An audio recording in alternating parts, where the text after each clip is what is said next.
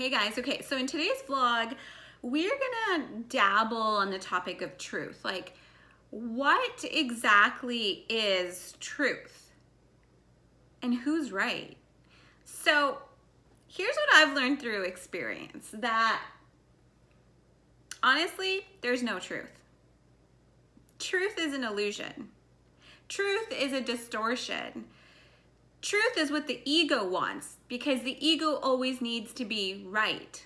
And the ego is the biggest veil, the biggest distortion, and the veil that the ego holds within us is, it's got two veils. The first, it's got three actually. The first one is it separates you from Mother Nature. That's the ego's goal. The second goal, when you go further up in the tree of life, is that the ego separates you from your higher self.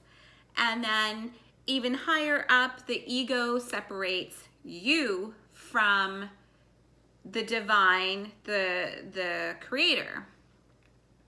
So as you begin to kill your ego, you're gonna notice, like, the first thing you begin to notice is beauty. You begin to notice how beautiful Mother Nature is, how much she's constantly giving us.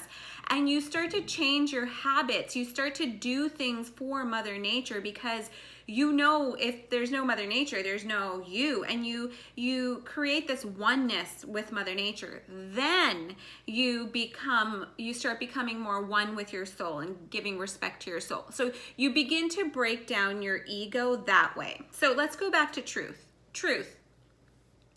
Now, the thing with truth, like I said, is really it's just an illusion. This is what people mean. Like when you hear spiritualists say, there's no truth, or they don't say there's no truth. They say that all of this is an illusion. Like, this is an illusion. Everything's an illusion.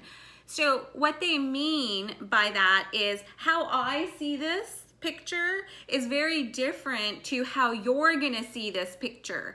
To me, this picture is very special because my husband had bought it. So I have a lot of memories, because we used to sit in our theater back then, and we would look at this picture and we'd talk about the buildings, because we had visited. Did we visit New York? No, it wasn't us. No, we would talk about visiting New York. So we would like talk about this painting, but when you see it, you're just gonna see New York City, right? So what I see is very different than what you see. Now the same thing goes for truth. What is truthful to you? So if you, let's just say you had an argument with somebody, okay? Now, what they experience in that situation is not going to be how you feel or what you experience. So what they think when they walk out of that argument is going to be their truth. How you feel and what you think is going to be your truth. So where is the actual truth? Who's right? Now let's bring in a third person. Let's say there's a third party, and you tell that third party, because this person's a friend of yours, you tell her exactly what happened, what you think that happened, why you felt a certain way, and your experience of the situation. That's still not her truth. Even if you're telling her the story and you're saying it in oneness and you're being like real and honest, that is still not going to be the friend that you're confiding in. That's not going to be her truth either. So honestly, if you think about it, their truth is an illusion. It's a distortion by the ego, like I said in the beginning. And truthfully, there's no truth. So truthfully, there's like, everybody's right, because everybody's entitled to how they feel. They're entitled to their emotions. And the power comes from how quickly people release their emotions, surrender to their emotions, and then move on from love. The real supreme truth is the connection that people have with the Creator. That's the truth. And that truth can only come from surrendering to the emotions that you feel and shedding them and releasing them and not blaming and letting go and actually wanting to move on. Now, the thing that comes in the way of all of that is judgment. So what we like perceive will become our story if we react. So if you were the type of person, and I had to change this within myself many years ago now too, when I started realizing there's no truth, that realization came within myself first. I began to realize, okay, these are just my emotions, because like this isn't my truth. My truth is like in what is next from meditation. Like what is my energy going to be next in oneness? Because I just wanted to focus on oneness and purity.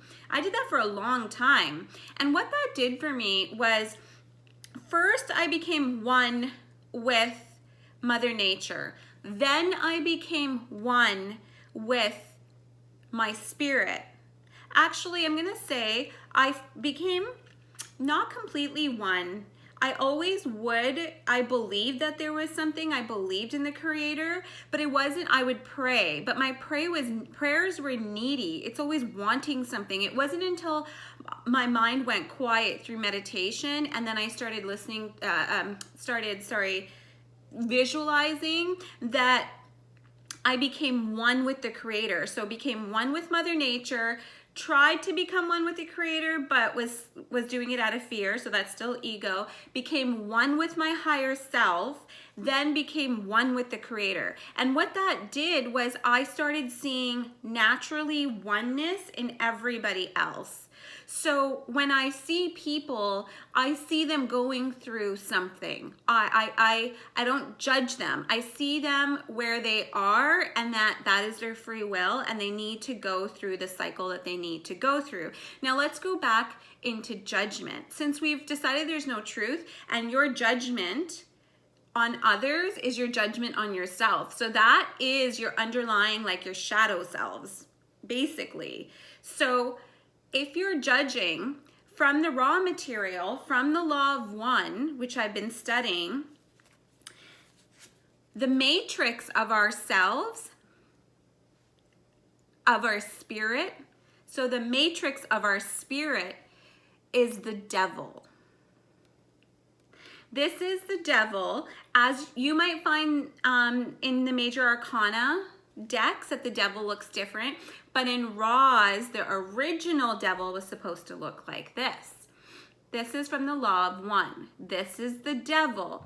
The devil's ayin, your eyes. So the minute you use your eyes, usually within 3 seconds, we form a judgment of the other person, and that judgment reflects us. So if you look at somebody within the first 3 seconds and you're like, oh, they're fat, you're actually using your eyes. This is how spirit works. This is the matrix of the spirit. Your eyes are actually telling you you're fat. Your own judgments of yourself are fat. So if you are judging, then you are going to think the truth comes from your judgments, because this devil represents attachments. That means that you are attached to what you see and the judgments that you form within the first 3 seconds of seeing other people. Your ego is going to make you feel like, no, that person is fat, you're not fat. But every time you're judging, you're creating an attachment to whatever you're thinking. That's mirrors. And that's why, and that will become your truth. Whether it becomes your truth now, 2 years from now, 5 years now, it will become your truth. That's how strong the ego is. That's how the ego downloads and keeps those weeds in your subconscious mind real strong. So once you start shedding and you start knowing, shit, there's no truth in this world. We're all just living like lizard brains. Our subconscious mind is going on overdrive, and most people are just walking around thinking their judgments are truth, and they don't even know that. It's too deep it's too deep in their subconscious mind and in their shadow selves, and they're not going to look at that aspect of themselves. So yeah, so that's that. Like, there is no truth. Everybody is right. There is just experiences. There's just emotions. There's just feelings. And however quickly you can release those emotions, release those feelings, release the polarity. These attachments cause polarity. So in order to depolarize yourself, these eyes cannot judge. These eyes can only look at the other person as the oneness within yourself. And that is when you know that you've given yourself compassion. When you look at other people and you do not feel sorry for them, no, because that means you feel sorry for yourself. When you look at other people and you feel compassion for their situation, and I often will send a prayer. I don't know why I put my hand up, and if I'm driving, and I just send them a prayer of love, light, love, and then I keep driving. But I do that because I feel compassion towards them. Then you're releasing attachments. Then you're releasing polarity. So when I'm saying polarity, what I mean is, for example, like, okay, let's think about temperature, right? Temperature, we're going to polarize temperature right away. We're going to say there's hot and then there's cold. But truthfully, when you depolarize yourself, you're just going to see temperature. You're not going to look at the hot and cold. You just see, okay, this is temperature. Our language has given what we feel, the term temperature, as an identity. And you're not going to look at the hot or cold. Same goes for good or bad. You don't see good or bad. You just see emotions, feelings, situations being brought forward, and that's all you see. So you depolarize yourself when you stop judging and you unattach yourself from this devil, these eyes. You stop looking at, like, judgments are negative. If you're judging, you're polarizing yourself in a negative way. For the Wheel of Fortune, which I brought up not too long ago, you're going against Mother Nature. Is clockwise. You're depolarizing and going counterclockwise when you're judging, because there is no truth. There's no truth. There's only oneness. Love you guys.